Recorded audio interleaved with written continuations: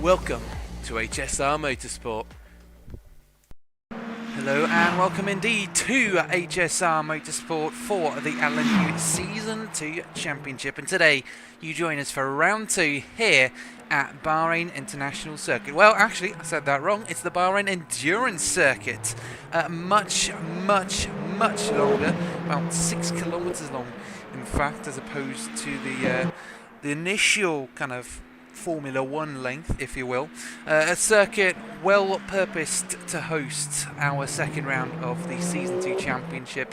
We were live last week over, well, sorry, no, not last week, last round over at Monza for the opening round of the championship. Of course, last week was the ACC stream, the GT3 Championship, but today we're back for some more Le Mans Ultimate. And we've got 24 corners of racing ahead of us, a good couple of laps, about an hour of racing. So we've got a lot of opportunity to see some overtaking, hopefully. This circuit was created back in 2004 in 18 months and costing $150 million. So you'd anticipate it to be a decent circuit. Anyways, we might just be able to catch the hybrids out on the circuit. So before we go any further, let's see if we can catch those hypercars before they go off. So at the moment then, let me just bring all the other stuff up. Good evening, Hosco. I appreciate you being there for me. Senin Ra, how you doing, mate?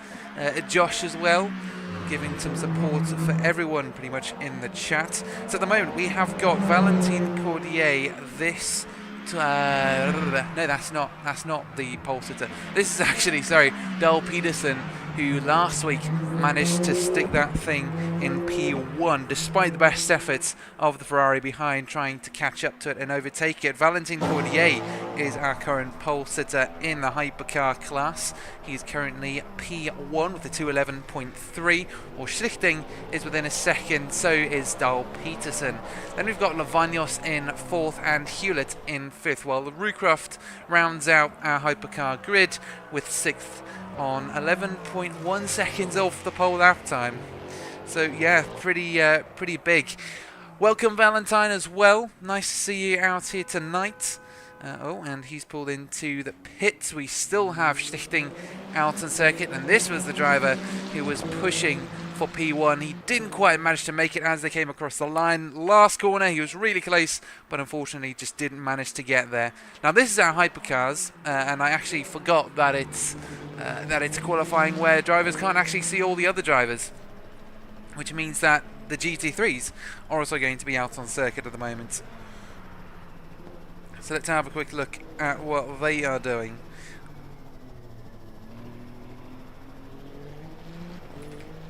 So Erik Nonnenmacher, who last week seemed fairly decent as well, currently on pole for the GT3s. We've got Van Kleinen, Brandon. No, it's not Van Kleinen. It's Van Lagen. But this is just Kleinen. Kleinen, who last week took victory at Monza. He is currently in P2, half a second off Nonnenmacher. And then it's a little gaggle of GT3s, third, fourth and fifth. About 1 to 1.3 seconds off pole. They're all fairly close. Kleinen leading all of them. We've got Vasiliadis actually just coming out the pits on top of all of that. Lavanius, I can see you've come in on the YouTube side of things. Welcome, welcome, welcome. Yep, Paul Craig still driving that car powered by croissants. He tried that in the GT4 season, didn't he? Back in GT4 Season 3, I think it was. Tried the Alpine for the first time, and then about 2 races in, decided it was not for him. So, yeah, it also seems to not have been his season so far in the Ultimate. I mean, it's only 1 race in, so it's a bit early to say. But, yeah, if that's anything to go by. Oh, big lock up on that left-hand side for this McLaren. It was interesting to see that little stripe over the curb there from Mr. Weilong Lin, who is currently in P4, 1.2 seconds off the pace. We've got Gale also not far behind, just coming out the pits now, 1.3 seconds off pole lap time. And then we've got a large GT3 grid tonight. We've got 12 GT3 cars out here and only 6 hypercars. Talking about hypercars, here is Mr. Craig Hewlett driving his croissant powered car. Sorry, his croissant powered car, the Peugeot, the number 93, and he's still on an outlap. And yes, it is a very long track. It is up 7 kilometers long. So yeah, it's gonna be long. Let's see if we can find someone just about to start their lap time, and then we can see what a lap around Bahrain endurance circuit is like. We've got Valentine Cordier in the Cadillac just coming around the S's, I believe. I do have to admit, I do not know this track at all, so it's very new to me as well. Yeah, no, it's amazing. I know it's the stream graphics and all. It's amazing. You won't even believe the amount of info I've got just on a web browser thingy-majiggy. Oh yeah, Craig is definitely punishing us with his track layout, as the Vanios is saying on the YouTube side of things. Absolutely. Croissant coward car will do too, Yanis. Yes. Okay, so I recognise this bit. That's turn 17, sorry. And then it'll go through turn 18, 19, and then 20. Cordier currently on pole. If we can improve this, then it'll have a bigger gap to the drivers behind, to Peterson, who's only half a second behind. Considering the length of this track as well, that could be nothing. Let's see what it's like on board for these guys, though.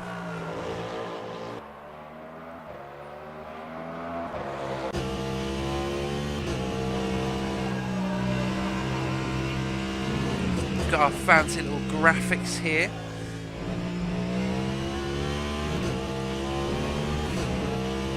So at the moment, yeah, following on board with Cadillac Racing's Valentine Cordier, the number 2, currently on the number 1 position as he makes his way through the final corner. And what are the odds he's going to pull into the pit here? No, cool. We did catch him at a good time. Right, so now it's time for me to learn the track as well. Track map up right next to the screen. Cool, turn 1. Very, very well known. Turn 1, that right-hander hairpin. Then onto the throttle, very careful, through the left-hander of turn 2. Then up through the right-hander of turn 3 using all the curb. Run out wide. This is usually where the DRS zone would kick in. Then we've got turn 4. This right-hander, which is quite interesting here, because I imagine he'll have to stay as far to the right as possible before he can cut left into turn 5. Long right-hander for turn 6. The downforce is really helping him through here. Hooks it on the right curb. Again, just trying to use as much of the curb as possible through turn 7, 8, and then this sharp right-hander turn 9. Not plenty of space for overtaking through here. Turns 10, then 11, and then turn 12 will be the final left-hander. Turn 14, a long left-hander, more like a hairpin really, back out onto the old, well, I'd say old, back out onto the international circuit format, then through turns 13, 14, 15, 16, and now down to turn 17, which is where we picked it up a little bit earlier. And then you just finish the circuit as usual, and then it's through turns 18 and 19, this left-hander, the interesting braking zone here, out onto a very long straight. Once again, plenty of opportunity for slipstreaming, and if there was DRS, he would use the DRS on this straight. Down to turn 20, through the left-hander, try to keep the speed up all the way through, and then through to turns 21 and 22, down another long straight, less downforce than usual on these cars. And again, you're just opening up the steering, opening up to run out onto the curb on the exit, get as good an exit as you can, and then through turns 23 and 24. Again, trying to conserve the momentum all the way through, get the power down, and that then concludes a lap of Bahrain, the endurance circuit. I know you're all familiar with the international circuit because that's a lot of F1 stuff. Even Hosco saying, oh my goodness, what's that layout? I was thinking, why is he going off track, remembering Bahrain from F1? Yes, that is exactly what I was thinking as well. So you're not the only one. You're not the only one there. Kenneth Pedersen still in P2.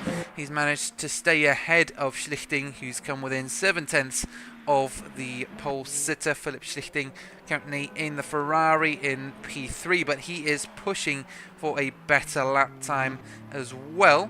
I'm sure we'll be able to see something great from the Ferrari AssettoCorsa, the number 51. He has in fact gone 2/10 faster than the current pole lap time. Now the question is, where do you guys reckon the timing is for the different sectors? Because I don't know where it is.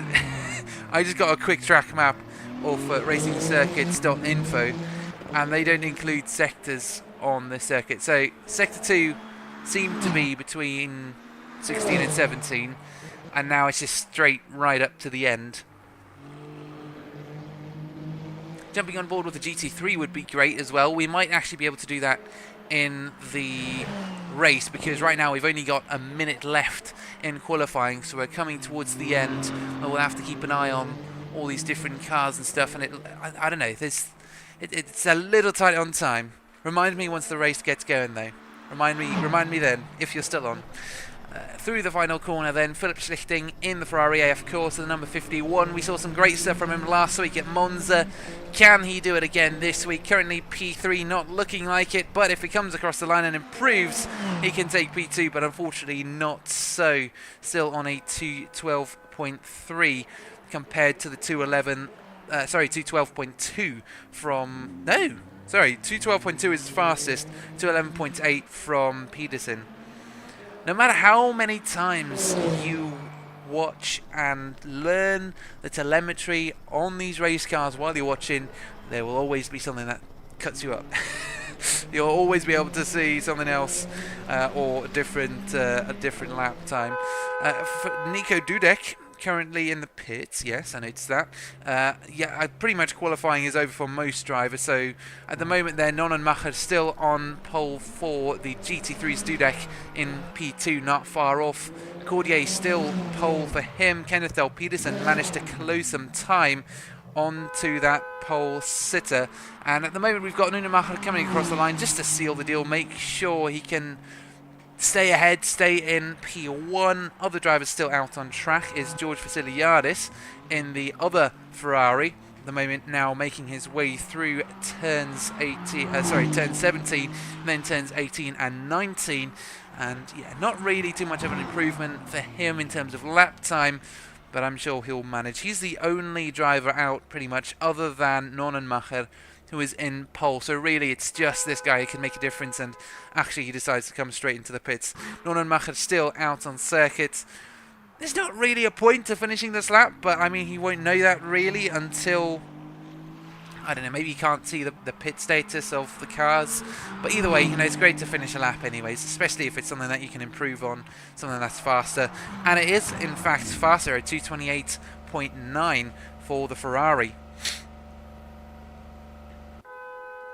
So that concludes our qualifying session here for round 2 at Bahrain.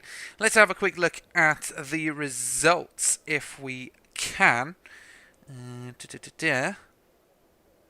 So, qualifying results up on the hypercar side of things. We've got Valentine. The question is it Valentine or is it just Valentine? Because I know we've got someone else in the ACC lobby who's Valentine, and it's pronounced specifically that way, not Valentine. But anyway, Valentine. I'll call him Valentine to distinguish between them. I've realised I've just stuttered a whole load, and I've been rambling for about 30 seconds straight without getting to the point. Valentine Cordier currently on pole in the hypercar, the Cadillac on P1. Kenneth Dahl Peterson in P2. Philip Schlichting, his old rival, behind him once again in third place, while Ioannis Lavanios tops out your top 4 on that second row. Craig Hewlett is currently in 5th, while Tony Rucroft follows up in P6 for the hypercars. And actually, no, I didn't actually get to do this. Let's do this. This is even better. Valentine Cordier, P1. Kenneth Dahl Peterson, P2, as we were saying earlier. Now, let's just hope it gets through all this in 40 seconds. Otherwise, I might have to speed run the rest of the standings. Philip Schlichting and Ioannis Lavanios in P3 and P4. While Craig Hewlett and Tony Rucroft line up on row 3 at the back of the grid. We've then got Eric Nonenmacher in P1 and Nico Dudek, a Ferrari front row lockout for the GT3s, or Brennan Kleinen and George Vasiliadis follow in P9 and P10 overall. Wei Long Lin currently at P11 with Jordan Gale in P12, the only Porsche out on circuit tonight, while Milan Mikalajczak and Stein von Uneker follow in P13 and 14. And yes, we will have to potentially cut the short while Christian Bogat and Stephen Melton line up on one of the final rows, and Francesco Arancesco and Harold Koch line up on P17 and P18. Now, we call that just in time because the race is about to begin. We've got an hour ahead of us here, round 2 on Bahrain, as everyone lines up in their Noah's Ark formation. Cordier leading the pack, Kenneth Dahl Peterson P2, and it is go time. 18 cars go roaring down to turn 1 to start an hour of racing, and the Ferraris have tried to cover him off. The Toyota still around the outside. Cordier still hanging on to the inside for turn 1. Schlichting was looking for an opportunity there. There was a bit of squeezing involved, but it is Cadillac who's still ahead. Peterson putting some decent pressure on him. The Ferrari also getting involved there. Philip Schlichting chasing these two, while Ioannis Lavanios is a little further back in the Toyota, potentially being assaulted by Craig Hewlett in the Peugeot as well. We've also got the GT3s to keep in mind with the race start, but we will come back to that in just a second because it is still half a second between these guys. The top 3, Philip Schlichting, Kenneth Dahl Peterson and Valentine Cordier. Actually, we might have to cut back because these two are having a great battle. The McLaren and the Ferrari bumping side by side as they head through these tight corners. You can see there is not much room for racing here. 3 McLarens assaulting 1 Ferrari. He's lost 1 battle, he's lost 2, but they've both given up, and now he's back ahead to start another fight with the first one, and actually does manage to stay ahead even though he did go off circuit. 5 McLarens lined up behind this Ferrari ready to make a move, and 2 of them managed it just about, and then something happened. I don't know what. Looks like Tony Rucroft had a rough start. Ioannis Lavagnos also in P9 with some GT3s ahead of them. In terms of timings and close runs, yeah, we'll have to wait and see how it goes. But at the end of all that, the end of almost lap 1, Cordier is currently our race leader in P1, while Nonenmacher leads for the GT3s as well. And he's actually got a hypercar behind him, which is quite odd. Something must have happened to Lavagnos on the race start. Nico Dudek still P2 and George Vasiliadis P3 for the GT3s.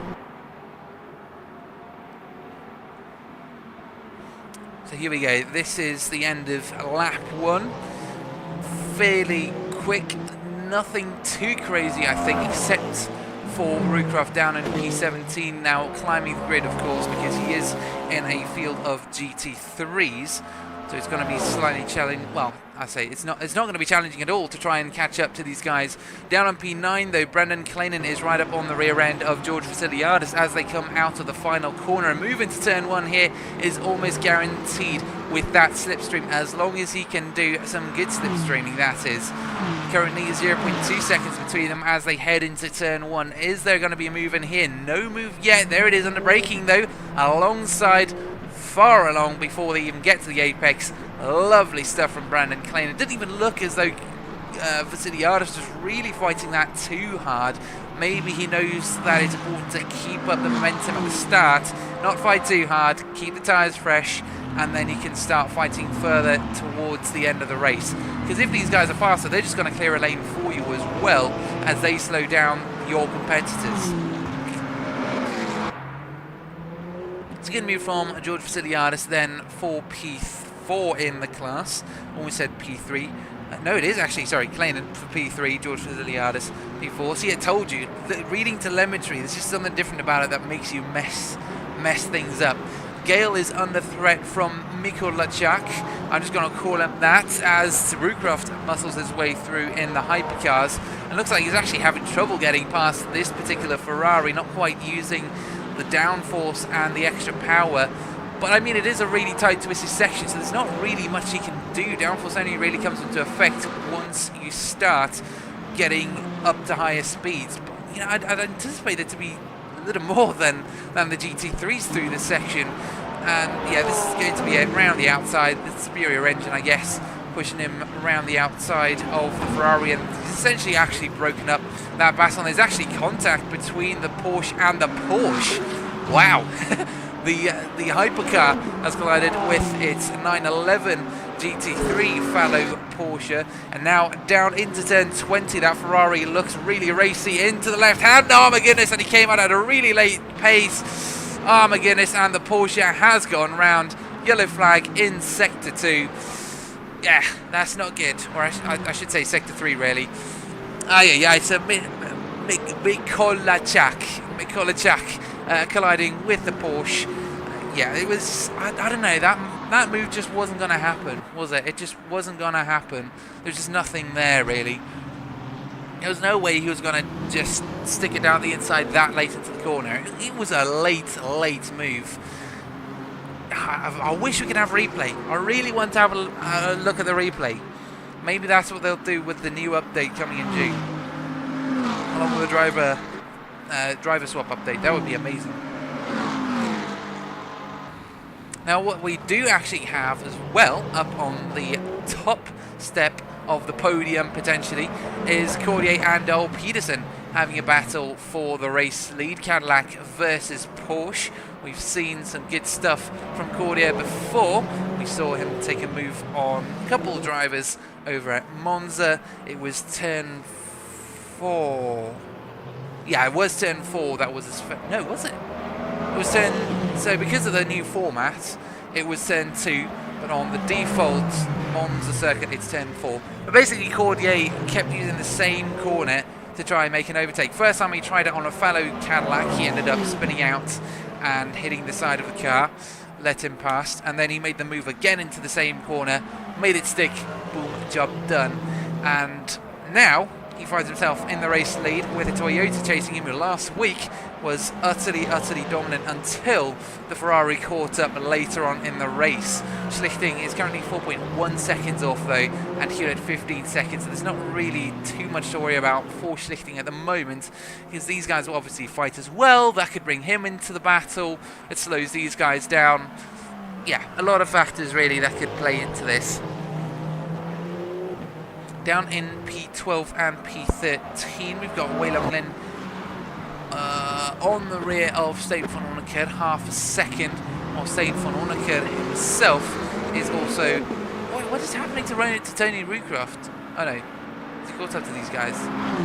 So sorry, overtook George Vasiliadis, but it doesn't look like it. Anyways, he's making his moves now, making his way through the GT3 grid. And yeah, you can see the two McLarens there, the number 70 and the number 95 a little further back, but it's actually the number 270 cars, Steyn van Onneker and Wei Long Lin, so they're actually driving the exact same car. That's funny. So actually I can't distinguish between them because it's Lin and van Onneker, and they're both coming up on the rear end of Mikołajczak. He's had this battle before. He's been chased by two McLarens. He's been overtaken by two McLarens before, but they all lost out. A move from the McLaren though into the final corner. Oh my goodness, a late move indeed. It was close. It was close to the rear end of that Ferrari. He was getting really close, and now it's van Onneker who's going to use the slipstream from his fellow McLaren to try and get a move done and get past him so he can start fighting with that Ferrari. Down into turn 1 though, nothing there, but the Ferraris braked really early and the McLarens actually had to take some evasive action going to the outside, and van Onneker now through turn 3 just, oh my goodness, there seems to be an issue with Mikołajczak's, is it Mikołajczak? Yeah, Mikołajczak's car. Something's happened. It's not moving as quickly. It not be moving so quickly no more. What happened? Was it maybe traction issues through turns 1 and 2? Just couldn't get the power down reliably. Either way, I don't know. This car's bouncing all over the place as well. I'm not wondering whether he's maybe hurt his tyre or something. Well, he's right up behind the McLaren, so that can't be that. He's actually made contact with one of them. Lin currently being assaulted by the Ferrari. We saw at exactly this spot on the circuit that Ferrari get overtaken by multiple McLarens and then retaking those positions. So he's channeling his inner earlier race version of himself to try and catch up to these guys, but they've managed to stay ahead despite the contact from the Ferrari behind, and the two 720S's are still in P11 and P12. Not for long though, under braking. Lin's gone slightly wide open the door. Oh my goodness, and there's a spin from the other one as well. Same for Norna, get out of this battle. Lin still ahead of the Ferrari though, just in case.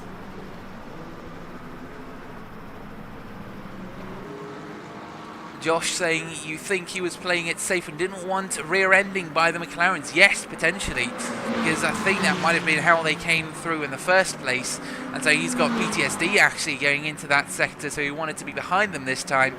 And in the process, well, one of the McLarens spun at turn 20 and the other one went wide, so yeah, unfortunately he didn't quite manage to make use of that position though. Lin still managing to stay at 1.8 seconds. Kleinin now catching up to Dudek for P2 on the circuit though, a little further up the grid, and we do have a yellow flag somewhere, not sure exactly where, but we've got the McLaren of Kleinin currently on the final podium position, coming up on the rear end of the Ferrari. We've had some great battling here in the GT3 class compared to the hypercars. The hypercars, Cordier has managed to build a gap to Dahl Peterson, 1.5 seconds, Schlichting in P4, again still 5 seconds behind, and Lavagnos's gap is just growing bigger and bigger. Hewlett has DNF'd, same as Gale. Actually, I suspect it's due to the damage caused by Mikołajczak. I'm going to struggle with that all evening, no matter how many times I say it. Mikołajczak, obviously, earlier in the race did end up hitting the Porsche, and I suspect it's due to that damage that he's actually retired.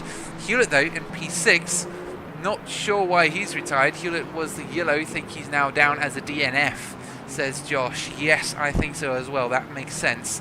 Yellow flag going through that sector? No. Okay, no yellows. It kind of flickers on and off, really.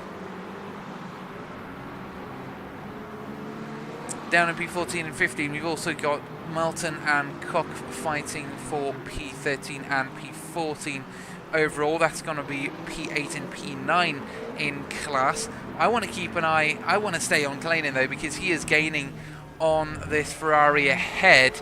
He's quite close now, 0.7 seconds. He's going to have another long straight down into turn 20.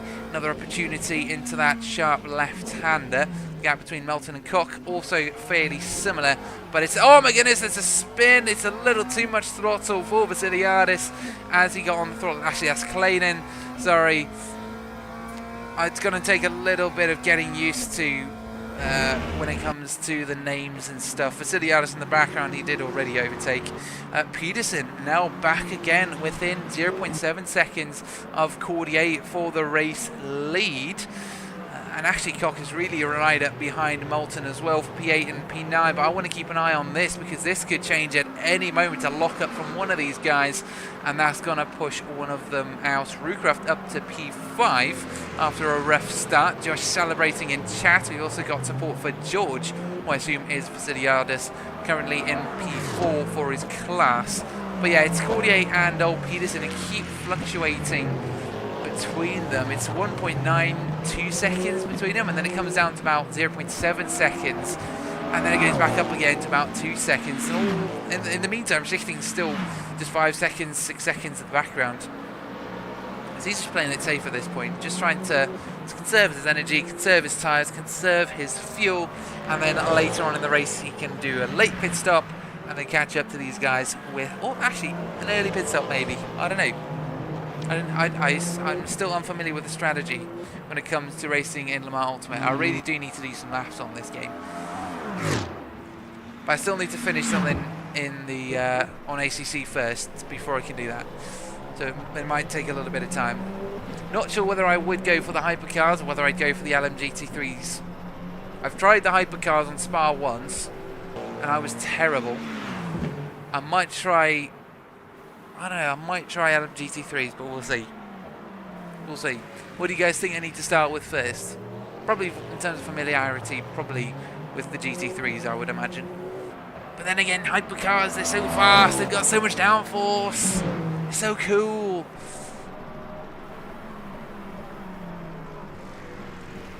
Anyways, yellow flag somewhere out on circuit. I assume it's for this sector. 2.4 seconds between Cordier and Dahl Peterson still. Let's have a look at what their best lap time is. So on a 1v1, Valentine Cordier 0.2 seconds. No, sorry, Kenneth Dahl Peterson 0.2 seconds faster than Cordier on his fastest lap. And of course 0.2 seconds can go just like that, especially in these hypercars where braking is done without ABS and you can just lock up, and every braking zone could be different, or if you go for the consistency, it could be slightly slower than the rest of the grid, but you know, you'll still have the lap by lap consistency, just a little less pace maybe.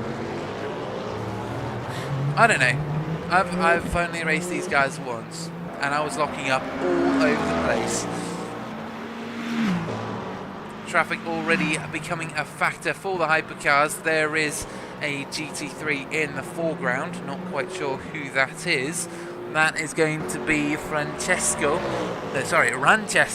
down in P15, behind Koch and Moulton, who we saw almost come to blows down in P13 and P14, which is really P8 and P9 for the class. Yeah, you can see the rest of the GT3s now making their way through turn number 23, I believe.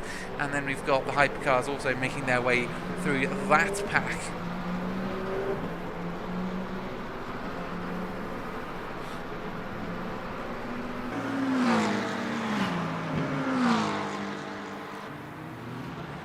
So these are the number of stops. Sorry, I'm also still getting familiar with the software myself. So Cordier hasn't managed to gain any positions. Dahl Peterson, same, all the way down to Lavagnos really. Rucraft gaining a position. That was obviously on Hewlett, who was DNF'd from the session. Everyone making gains Borgata, though, the one driver to lose out on P16. Gale down 6 positions from where he started after retiring in P18. So everyone up 1 or 2 positions. Mikolajczak up to P11. Von Uneker up 2 positions. The biggest gainer really is Koch down in P14 in the number 70, although to be fair there are 2 number 70 cars, so he's up to, shall we say, the driver down in P9 for his class, down in P14 overall. There's not really too much gain there. Energy 50%, oh no, 60, sorry, about 58% for Lavagnos in P4, so he's trying to use some to catch up to the rear end of the podium finishes, but at the moment struggling to do so. How these drivers deal with traffic is going to be a big part of this race, though. It's going to be a big part of how they manage to keep their lap consistency, because the traffic can throw some curveballs, can throw some quick curveballs. In terms of tyres, mediums obviously for everyone now at the moment, and we'll probably swap out for some other mediums about halfway through, which will happen in about 10 minutes, I imagine. It's usually about a 2.5 minute window each side, maybe 5 minutes actually. So make that about 7 minutes from now. A 5 minute gap on each side is usually what we see. But obviously it could vary. It could just be within the next couple of seconds. It could be within the next 40 minutes. I mean, we had a really late pit stop from one of our ACC drivers just last week, and actually I think there was a driver who didn't manage to get his pit stop done despite going into the pits multiple times. I assume it might be something to do with the actual stop. Was it? Well, I think it might have been that the computer also just glitched. Like sometimes it just doesn't pick up that you've stopped. ACC, that perfect game that we play on every second Friday evening. But anyways, I'm bored of looking at this Toyota. Let's see what Cordier's up to, just a little bit ahead, 2.8 seconds to be precise. Schlichting is 9 seconds behind Mr. Peterson in the Ferrari. And yet, not quite the Ferrari circuit at the moment. 8.4 seconds off the leaders, 66 seconds to Lavagnos though, and actually that's going up to 70 seconds. Rucroft though is gaining fairly...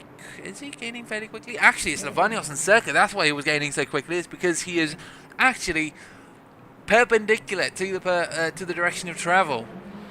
And he's just got going. You can actually see Rucroft in the background. So this could be a fight here coming up for P4. Lavagnos and Rucroft potentially knocking heads later on into the race. 40 minutes to go. We're third of the way through, 33.333333333%. No, sorry, 3.333 reoccurring. Is it reoccurring or recurring? Recurring percent of the race. 33.3 reoccurring percent through the race. Yeah, that sounds a bit better. I don't know. I had a way of saying it much earlier on that was a lot smoother and a lot better than this. But I can't really think of anything too much right now. We've got to keep an eye on Kleinen though, down in P3 for his class, the number 59. Of course, made up some good pace on the guy in P2, Dudek, who's in the Ferrari. It's 2 Ferraris out on front, that Ferrari front row of the grid, and then the McLaren still trying to chase them. 2.6 seconds. It's kind of fluctuating a little bit, so that might happen a bit later. Lavagnos, we saw a little lock-up from him as well over on the curb. Jay Pidge saying, absolutely gutted. My first race with you guys, my PC crashed and joined back 3 laps down. Next time, hopefully, be better. Ah, mate, that is horrible news. That is horrible news. There's nothing worse than being kicked out of a race or not being able to finish a race and it being out of your control. There's something to be said when it comes to the on-track action, you know, when you get crashed into or whatnot. You know, you can deal with that you know, to a degree, you can get some justice for that, some payback for that, I guess. But when it comes to PC and software issues being the main factor, yeah, it's a terrible feeling. It is absolutely horrible. I can completely sympathise with you, mate. Absolutely. I'm assuming you're Gale in the 91 Porsche. So it wasn't the damage then. Tony is being supported by Josh in the Twitch chat. Fourth is on the cards lad. Well, he actually said cards, but I assume he said cards. And he says tortoise versus hare. So who's the tortoise here? Is that going to be Roocroft? Because that's not quite a compliment that many race drivers appreciate.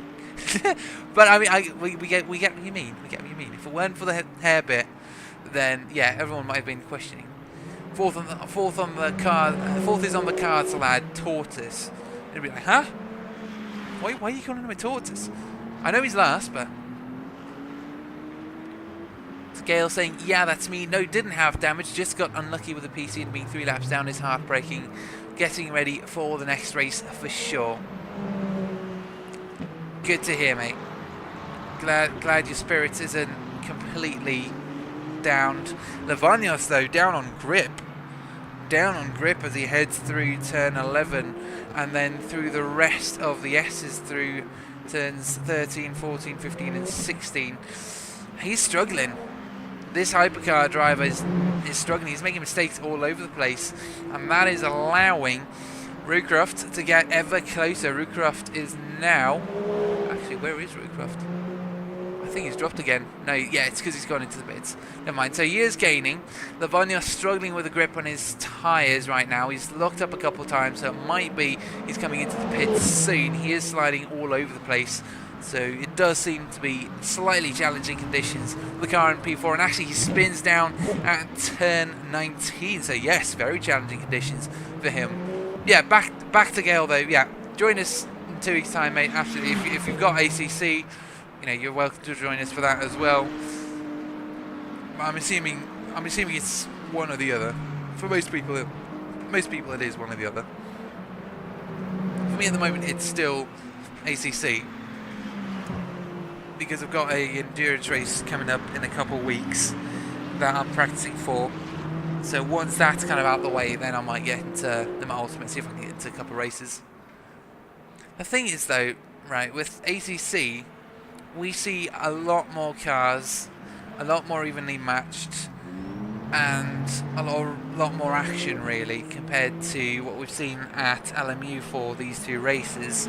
I did commentate another one the Saturday after the first round, and that was also quite quiet. Actually it's quite challenging doing it all on your own, and you can see actually Roocroft in the pits comes out just ahead of Lavagnos, so. Yeah, managed to get ahead, not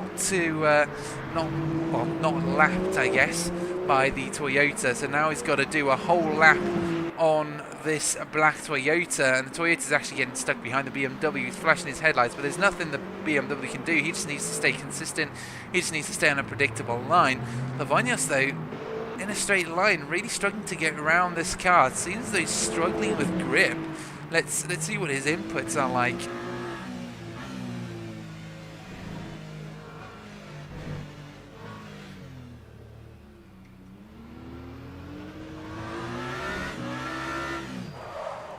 Oh my goodness, and he does it again. Yeah, no, Lavagnos is struggling. Lavagnos is absolutely gone at this point. His tyres are utterly destroyed. And at this pace, Roocroft, even though he is a position behind, almost essentially a whole lap behind, is going to gain on Lavagnos in the pit stop phase because he still hasn't done his pit stop and he is struggling to keep the car in a straight line. Yikes. That is one skittish Toyota. That is one very, very skittish Toyota. So where is Roocroft at the moment then? He is currently now making his way down to turn 20. Josh shouting ever louder for the Porsche driver. You can actually still see the Toyota in the background. So it's not too bad. Roocroft, yeah, ahead of the Toyota on circuit at the moment, but not in terms of overall position. He's down to 15th overall, so he'll have to fight through the GT3s as well, considering that he made his way through in no time, I reckon he could get up there fairly quickly and just slice through those GT3s with no issues. But if he does get caught up, that might allow the Toyota to get a pit stop done just in time before Rucroft comes around the final corner. And actually, Rucroft also spinning on the curve there at the end. Tom Carroll, hey dude, how are you doing? I am doing very well. Well, I say very well. I'm doing okay. Work's been a bit funny, but hey ho, I've been able to watch all this though with all the fancy graphics and get to work it out. So yeah, really happy with how it's turned out. I reckon it looks a whole lot better than last race for sure. Round 1 was terrible in terms of what the graphics looked like. So yeah, really happy with how it came out. A huge shout out to the guy who helped me. I don't actually know his real name, even though he's a commentator. He's the commentator over at DSRT. And on Discord he's marked as Impulse. So I'll just say huge shout out to Impulse for helping out with this. Yes, I know it was only about 15 minutes on a call or something, but it was this is properly up the game. Well, I'll chat again once we see what happens to these two, Carroll, because these two are... Oh, there we go. Hey, there we go. So now I know your name. There we go. And cheers for that, mate. Yeah, well, there we go. Thank you for the overlay. So yeah, everyone in the Twitch side of things, Tom Crawl is the guy who helped out with all the graphics and stuff, getting the overlays working. Yeah, I know it was only a 15-minute kind of thing, but you know, it makes a huge difference, because I can actually see that Harold the Cook is now 0.4 seconds off of Melton. Although to be fair, I can see that with just the on. Well, I mean, I could see it on the left-hand side bar there as well, but I've also got my own telemetry, which most of you probably won't know about or see, and which I didn't know about or see last race, round 1. But yeah, I'm interested to see whether Harold Cook can make his way past Moulton, and I realised I actually said the Cook rather than just Cook because it's a different driver. No, is it though? On ACC, there's a guy called. I reckon it's the same guy, but it's usually Dick Cook, so I was like, huh? Anyways, McLaren on McLaren battle coming up, number 70 on the number 95. It's been coming a while. We've seen them have a battle before, almost, and then something happened to the McLaren, and he didn't actually, well, I need to be a bit more specific, don't I? Cook actually had a, Cook had an incident somewhere. He was just within biting range, I guess, of the number 95, but nothing happened at the end of the day. Fell behind, and yeah, that was kind of the end of it. And I was managed to catch up to the rear end of this car.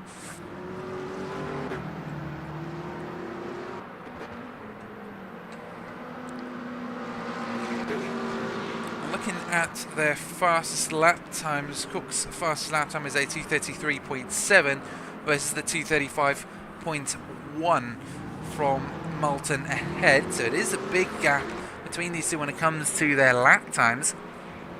But at the moment, I think he's getting slightly stuck behind the orange and black car, especially through this tight section. There's not really anything it can do. But if we can get close at turns 18 and 19 into the braking zone and out into the straight, and he can get a good exit, obviously sets you up really nicely into turn 20 and into the sharper corners. So he's got turn 20 coming up that he can use to his advantage. He's got turn 23, which is a potential opportunity, and then he's got turn 1. Following that, he'll then have turn 4, and then it's into the S's again. So really, that's where we stand at the moment as they make their way through turns 18 and 19. It is a wider run through there for the number 95. Let's go on board with the McLaren, well, the McLaren behind, I should say. And Lavanius has just pitted.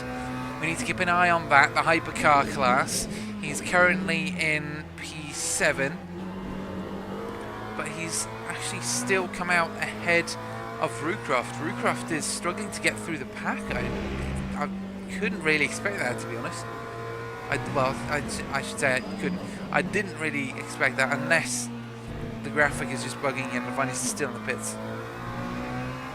I assume so because, I don't know, is he? No, he is still racing, so he is out on the circuit. Yikes. Okay, anyways. Rucroft's not managing to get ahead of him through the pit stops. We've got a battle on with some of the other DSRT drivers. We've got Milan Mikhailovic being taken on by Van Onneker again. Classic Ferrari and McLaren battle here through the left-hander of turn 2 they go. And on the exit, we just missed a bit of action. It was Mikolajczak. This is a devastating name for all commentators, I imagine. I would love to hear all the different ways to pronounce it, and the correct way to pronounce it as well. But yeah, Mikolajczak currently still ahead of Van Onneker, and we also saw some good stuff from this guy before. He is a quick driver both on ACC and the Mar Ultimate, so I'm sure he'll make up that gap to Mikolajczak in no time. A little eager on throttle on the exit though. So this is the closest gap on circuit at the moment, other than a hypercar to GT3 gap, which isn't really applicable, to be honest. Van Onneker just over a second behind Mr. Mikolajczak. Got it first try this time, ladies and gents. Amazing. Cook giving way to the hypercar of Rucroft, and he's now 0.3 seconds. So wait, hang on. What is happening to Rucroft? Rucroft seems to be struggling to get past these drivers. Hang on, let's see what's happening. He just can't quite get past these GT3s, especially in the twisty section. So he's made his way past. There we go, job done. But what's that done to Cook? Has that pushed him further back? I think it has. I think with all of that, it interferes with the McLaren's race, and now he's more than 5 seconds behind that McLaren ahead, all because it was a Porsche that just came in and was doing some stuff and yeah, struggling to get by. So yeah, moving through traffic is actually a very important part of World Endurance Championship racing, it turns out. I knew that. But yeah, this was kind of a big emphasis on it. Rucroft stuck in P12 at the moment with Lavagnos P7 overall, but that's P4 and P5 in the hypercar class. Up in the top 3 though, you've got Cordier still leading, Dahl Peterson P2 and Schlichting P3. The gap between all of them has slightly grown. So it's 3.8 seconds between Peterson and Cordier, 16.5 seconds between Schlichting and Peterson for P2. So that 5 second gap earlier on, it's expanded massively, way bigger than it was, way bigger in proportion as well than Dahl Peterson and Cordier's gap. So that gap has maybe opened up twice the size. So it was about 1.5 seconds for quite a while. Now it's up to 3 seconds. Lavagnos and Kleinen though in P6 and P7 exchanging blows for the podium positions. Not quite, because that's a hypercar and a GT3. I will do this many a time, I reckon, in the future. I reckon I will see a GT3 and a hypercar and I will go, oh shoot, something's happening, and then be like, well, actually there's not much happening. Yeah, unfortunately I am human, so it will happen. Kleinen and Dudek once again at it. No, sorry, the State Van Onneker and Mikolajczak once again having a battle. Van Onneker really doing well to catch up to the rear end of the Ferrari after being assaulted by a Porsche for a good couple corners, a good section of the circuit and a good section of the race.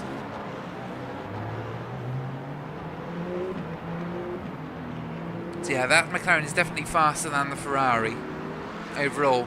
And on throttle as well, it seems to have had a good run out of turn 19 down the main straight, using the slipstream as much as he can. Turn 20 is going to be a big ask, so I reckon it's going to be waiting for turn 23 or turn 1. Be patient on that throttle, don't let the car understeer all the way out of the corner, and he's much closer now.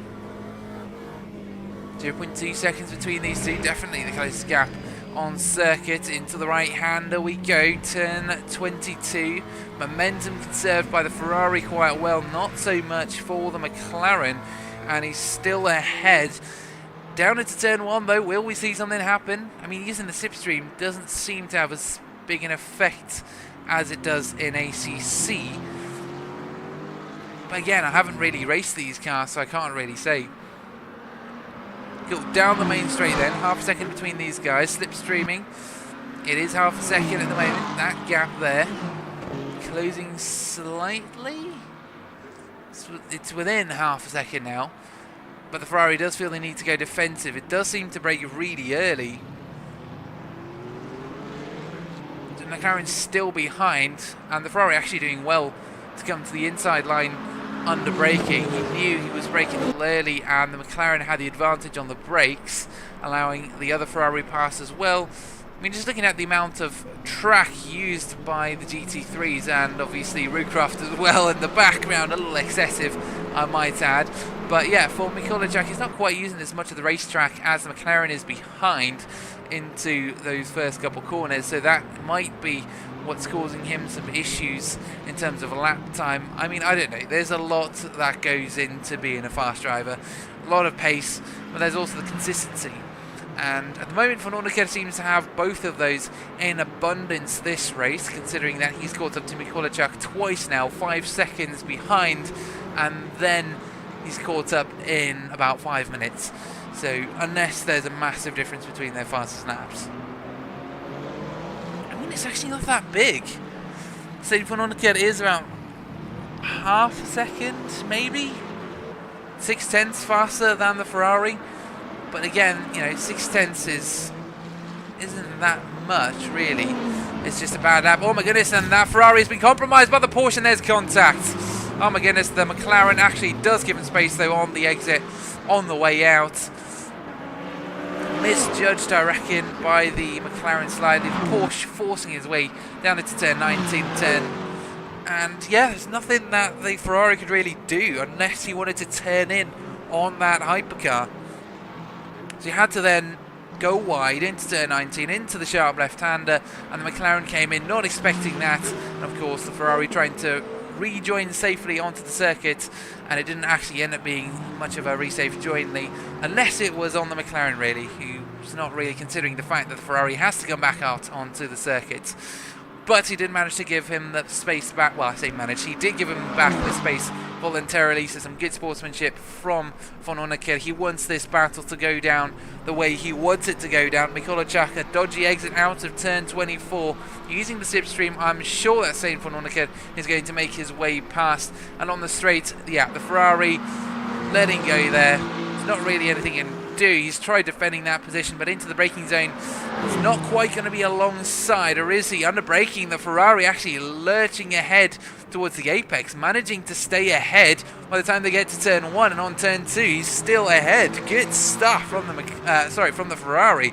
Good defending, and yeah, exactly as Josh said, good bit of gentleman racing there by returning the position. And now they're back at it, fighting hard.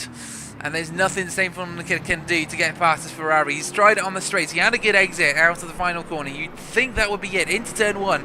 But nope. It actually turned out to be a bit of a more tricky situation for him, as the Ferrari, still on the defensive line, managed to hold on. So despite the obvious pace difference between these guys, Mikolajczak is still ahead of Van Onneker. He's got 20 minutes left in this race. Still a 30.333% of this race to go before it is finished. I don't know whether he's going to hold up to this. This is relentless pressure from a McLaren, who actually made a mistake earlier on as well, but he's still there. He's still there. Dole Peterson currently within almost a second of Cordier up in the hypercar class as well, just keeping an eye up there. Roocroft still making his way through the rest of the GT3 pack to catch up to the hypercars.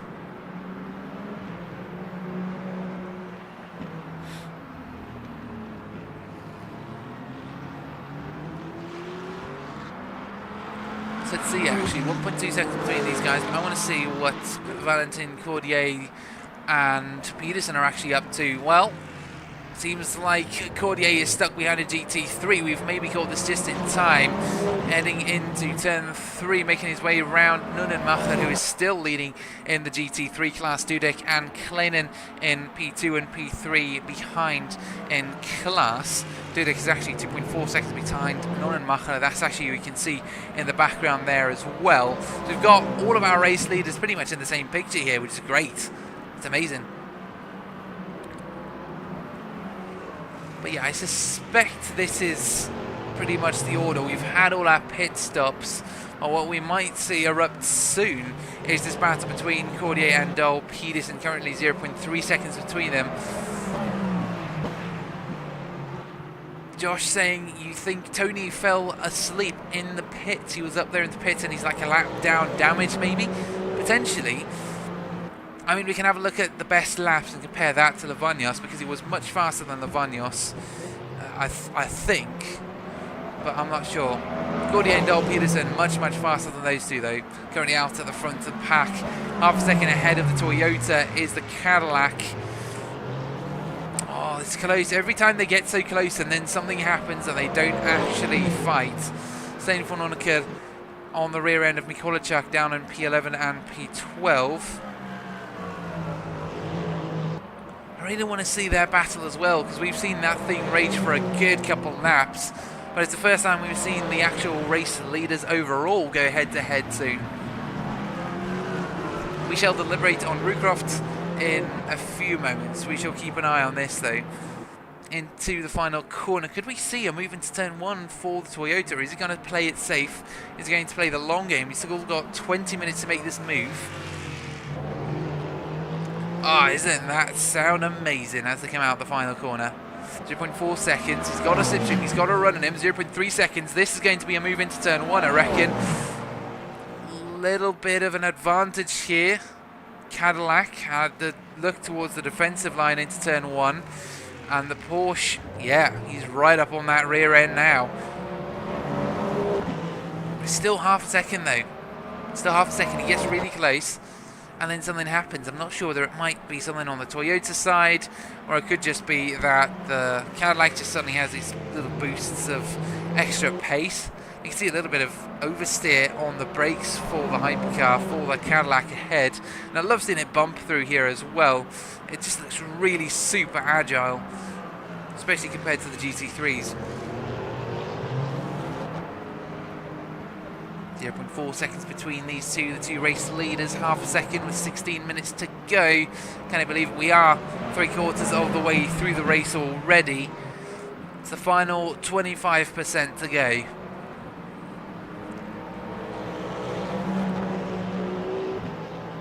They managed to make a difference in terms of their best lap times. Now it's still 0.275 seconds between them. What was their last lap time? Because I suspect that's really where they caught up. It's not really saying anything there.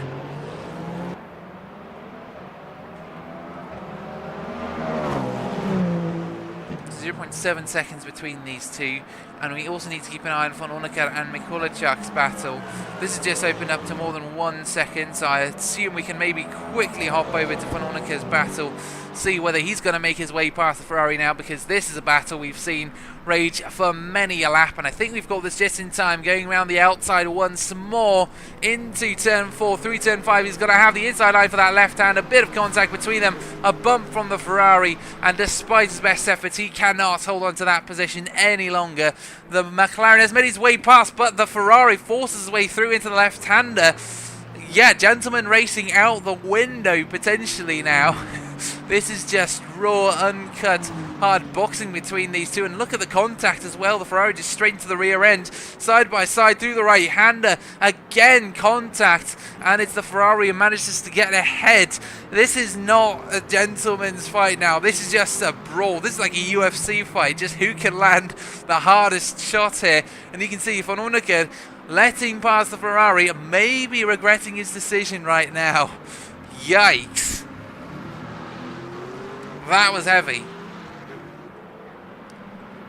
Oh, again, I would just love to get a replay on that. I'd love to see what that roll was like. I mean, it's amazing, though. It is good to see all this battling. But yeah, sometimes you think, as long as they don't like massively spin out or anything, that's fine. You know, a bit of door rubbing is fine. But this is really close. This is like on the line. This is on that very thin line between rubbing / hard battling and actual suicide / dodgy racing, because driving your opponent off the circuit and crashing into him is not what we call good racing. It's what we call magic, and it's what we call black magic and witchery, as we found out last week.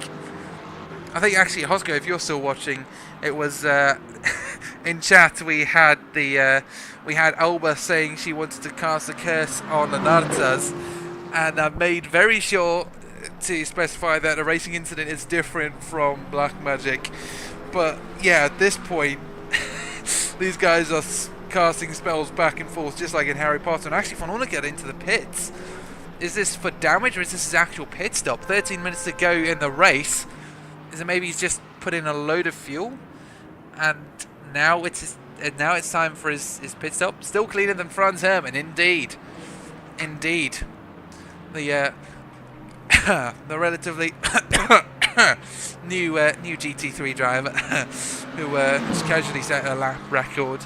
Yeah, no, I don't know though. That was pretty hard racing between these two.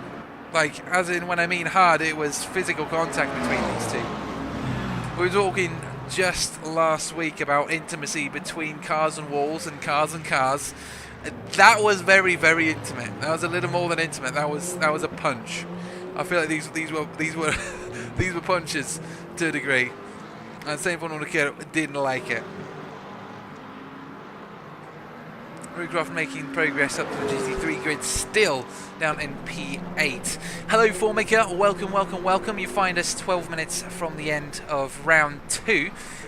We have 6 rounds in this championship compared to the 8 that we usually do for our ACC season, but I'm assuming once we drop the ACC at some point in the future, we might then put some more rounds into the Le Mans Ultimate side of things. So if you're looking to get involved, over on the YouTube side of things, we're also streaming, also HSR Motorsport, and you can find a link to the Discord server, and there you can start asking about Le Mans Ultimate. You can also find us on SimGrid, Twitch, Instagram, all those usual platforms. But yeah, we've got another 4 races after this one, as Josh just said. So currently at round 2 of 6. To make it super clear, we're on round 2 of 6. We've still got a couple to go, so we still don't actually know who's the fastest driver out here tonight. Well, tonight we do, but I mean overall, you know, for the rest of the season. Cordier currently on P1. He's a strong contender for that title. Dahl Peterson P2, but actually Peterson won last week's. Sorry, not last week. I keep getting confused with this. Last race, he won round 1. Then it was P2 for Schlichting. And Cordier, yeah, he was quick. He was very quick. So actually, I might put my money on this blue Cadillac. You're starting on ACC, so you want to know to join Le Mans Ultimate. Yeah, I don't reckon it's too late. You can pretty much join whenever, really. So yeah, no, definitely ask.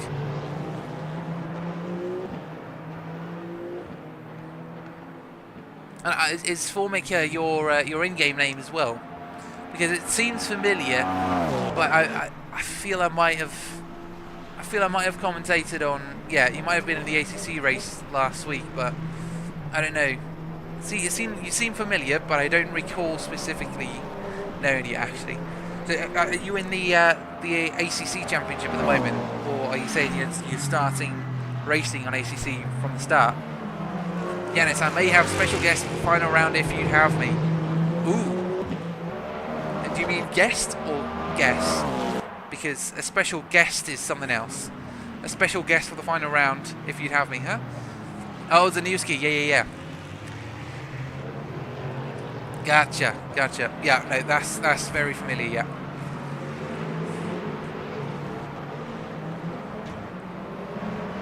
For some bizarre reason, I don't have the standings open in front of me right now, so that is terrible. But to be fair, it has been a really lazy race. Well, other than the battles midfield for those drivers, really. There's a Vanyos allowing through the hypercars. That was interesting. It was just really interesting to see.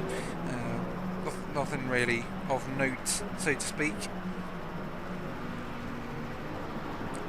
So let's see. Oh, well, we might actually see something erupt again between Cordier and Dahl Peterson. We were talking about this much earlier, 0.7 seconds between these two. Again, that gap, it opens up, closes up, it opens up, closes up. Or should I say opens up, closes down? Or should I say opens down, closes up? Because I've heard the expression, you know, when you do something, you know, the gap is closed up, but you don't then say it's opened down, because that doesn't quite work, does it? So opened up, closed down. There we go. You see, that's much better. So the gap opens up and closes down, opens up, closes down. Almost sound like the guy from Ice Age 3. I saw him back and forth and back and forth and back and forth and back and forth and back until eventually I launched myself out of turn 1 under the braking zone and lost the rear end as Peterson gets closer. That's what's going through the blue Cadillac driver's mind. 8 minutes to go. He's managed to withstand the pressure from Peterson so far quite a bit. But it's whether he can do that for the final 8 minutes of this race. It does look like a tattered Cadillac on the front, or just like there was a little bit of water on the front. Maybe it was just the shadows, I don't know. If he can hold off the Toyota, though, he can take his first race win of the season. And Peterson will take his second podium of the season, while Schlichting does the same thing. The Real High subscribed with Prime. Thank you, sir. Really appreciate that. Unfortunately, I don't have any... I'm not really good with the Twitch/bots side of things, so there isn't really a notification that I can do. But yeah, Josh saying guest, haha, love a bit of autocorrect. Yeah, autocorrect can do some funny stuff. I think it was a while back actually with my mum. She was texting someone and the autocorrect said something along the lines of, "Hi, I'm lobster," and then and she didn't notice until they actually called her out, and they were like, "I didn't know your name was a sea animal, but okay." At least it was quite a personal thing, so actually they knew from the start. But yeah, autocorrect can do some funny stuff. I do manage to pick it up most of the time, but actually also I actually had this just the other day, I think just this morning in fact, with autocorrect, where I wanted to say I really appreciate it when I was texting someone, and it came out as "I trait appreciate this." And I was like, I only noticed it once I'd gotten a reply from the dude. I assume he picked it up and knew exactly what I was talking about, so you know, not really a loss there. But yeah, no, that was it was fun. Autocorrect is fun. Autocorrect is really fun. So yeah, Cordier and Dahl Peterson still pretty much the closest gap on circuit, other than a GT3 to hypercar gap. Rucroft on the rear end of Dudek, who's P2 for the GT3s. And the gaps are very massive indeed. The gaps are really big at the moment. 34 seconds between Schlichting and Peterson, so not Ferrari circuit at all this race. Van Onneker still behind. Mikulicak actually is much further behind now. He's about 40 seconds behind because he's stuck behind Mr. Koch.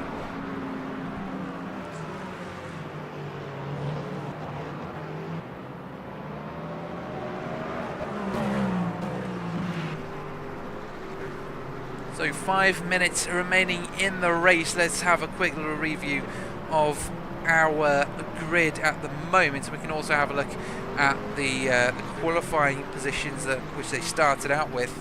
So let's go over to the hypercar class first. Cordier obviously leading the race right now, with Dahl Peterson P2 and Schlichting rounding out your podium, while Lavagnos and Rucroft are the only two other drivers currently out on circuit, with Hewlett retiring from the race. Still need to find out what happened there. Then we've obviously got the GT3 cars to consider as well. Currently at the moment it is Nonnenmacher leading the pack in the number 66, while Dudek is P2 and Kleinen follows in P3.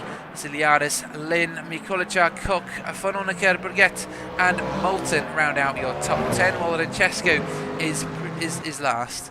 While because unfortunately Gale did end up retiring, and it did actually come over on the YouTube side Twitch side of things to say his PC crashed and he joined back 3 laps down, hence the did not finish And we've got the hypercars coming into the pits now. Really late pit stops for these guys.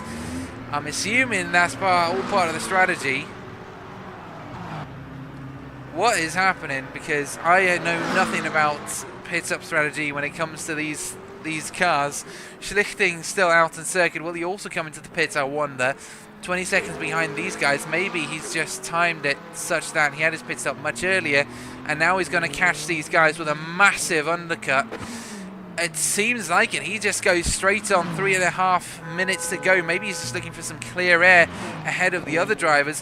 Where is Cordier? Cordier comes out onto the circuit now, and they're pretty much side by side heading into turn 1, almost just ahead of Schlichting. On the exit, though, will the Ferrari have the momentum? No, he won't. Cordier still in the race lead, and now he's got a Ferrari between himself and Peterson. That has gone really well for the blue Cadillac, and he now finds himself in the race lead with the Ferrari behind him and his closest race rival 4 seconds behind. We've actually got Lynn pitting as well, down in P11 for the GT3s. Yeah, stuff happening here towards the end of the race. 2.5 minutes to go. Or you could just say 2.5 minutes to go. It's much better. Although I don't know why you say half minutes. Grammar. It's never been my strong point, I have to admit. Valentin Cordier currently in P1, Schlichting in P2. He's a second behind, so only needs to hold off that Ferrari for one more lap. I'm assuming the Ferrari pitted much earlier, so he won't have to come into the pits into the final lap of the race. It is surely going to be the final lap of the race now as they make their way through turns 18 and 19. Then they'll only have a few more corners to go before they cross the line for the penultimate time before the end. Do we reckon Cordier can stay ahead? He's managed to do it so far. I think he can, but always pressure. Yeah, it can do some stuff to you.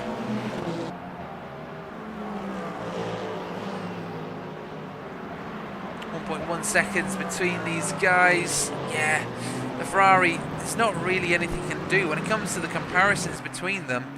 There's not much really that he can do. So this is the view from behind for the race leader at the moment, making his way through the final corner for the penultimate time, and you can see he's got that Ferrari behind him. It is 1.2 seconds, so it's not quite close enough to start using the slipstream, but it might still be a factor.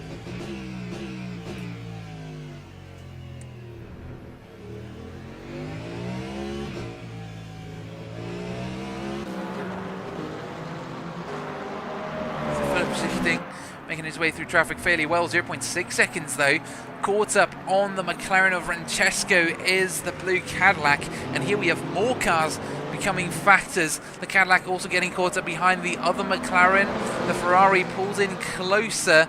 Again, how you deal with traffic is going to be key, and actually the Ferrari's way is to smash him off and throw him into a wall. Not quite the method that we like to use. People are supposed to be responsible when they overtake, but you know, everyone has their own style, I suppose, and the Ferrari style is going to be the jiu-jitsu way around the outside of the left-hander through the S's. Now we go. He's going to have a few more opportunities before the race end. He's got turn 20 coming up on the end of this long straight after the interesting braking zone, but the Cadillac already feels the need to go defensive. Will it be even before this? Could we see a move down into turn 20? Well, yeah, definitely, potentially it's turn 20, turn 19, and that's going to be a tough ask under braking. They've got Dudek just ahead of them as well.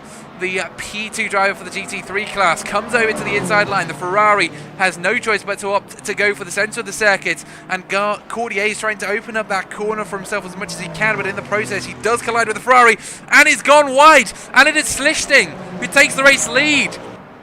Turn 20, we did not expect that. Cordier defending from the Ferrari, and despite his best efforts he ends up going wide, and Schlichting is now promoted to the race leader. The blue Cadillac did indeed crack under pressure on the final lap of the race, losing it where it's most important. He loses the rears under braking as well on the final corner, but there's nothing he can do under acceleration. It is the Ferrari who for 60 minutes has not led the race, and on the final lap made a crucial move. It is Schlichting who wins round 2 of the Le Mans Ultimate Season 2 Championship here at HSR Motorsport. And Dudek in the background also comes across the line to take P2. Eric Nonnenmacher still out on circuit, still doing his lap. He passed just, well, I think he's just past the finish line basically, but Nico Dudek, he's crossed the line as well. Really slow moving car, so I'm assuming that's his race over. P2 for him, and then it's a P3 for a certain George Vasiliadis, who's just making his way across the line now. P3 for the Ferrari driver. So at the end of it then, it's actually a three-way, well, I say three-way, sorry, it's a triple Ferrari on the podium. It's a 1-2, there we go, that's how you say it. It's a 1-2-3 for Ferrari. There was I knew what the phrase was, but I knew there was a phrase for it, I just couldn't remember how to say it. So it's a 1-2-3 for Ferrari on the GT3 side of things then. Nonnenmacher, Dudek and Vasiliadis. Unfortunately, the McLarens, the wave, the storm, the tsunami of McLaren's unable to catch up to those guys. Borgat in the lone BMW coming home in P6 in the number 46. Yes, it is number 46. I just assumed it because I just knew the livery slightly. And he's still making his way around the circuit as well. But at the end of the day, yes, Schlichting on the final lap, as Josh said, once again doing it on the last lap, managing to take the race lead successfully this time and win the second round. And it is Nonnenmacher in the number 66 taking the GT3 win this race.